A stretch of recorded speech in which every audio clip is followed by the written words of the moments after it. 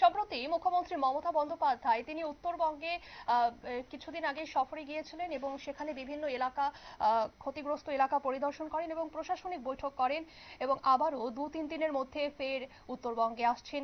কলকাতা রওনার আগে জানালেন মুখ্যমন্ত্রী মমতা বন্দ্যোপাধ্যায় বন্যা ও ধস বিধ্বস্ত এলাকায় ত্রাণ পাঠানো হয়েছে বললেন মমতা। কি জানাচ্ছেন মুখ্যমন্ত্রী মমতা বন্দ্যোপাধ্যায় শোনাবো আপনাদের।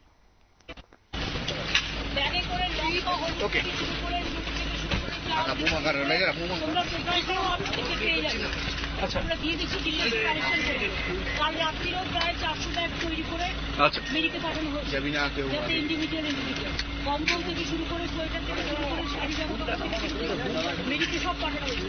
নাগরাকাটা এবং ধূপগুড়ি ময়নাগুড়ি আমি ডিএমকে এক্ষুনি বলে গেলাম এবং আলিপুরদুয়ারে আজকে আমাদের পঞ্চায়েত মিনিস্টার যাচ্ছে, বাদ বাকিটা দেখে রাখবে।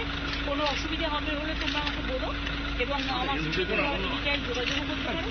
আমি আবার নেক্সট উইকে এসে তোমাকে বাদ বাকিটা বলবো। দিদি আজকে ত্রিপুরায় পার্টি অফিসে অ্যাটাক হচ্ছে, এখন আমার প্লেনের টাইম আছে, টিম গেছে।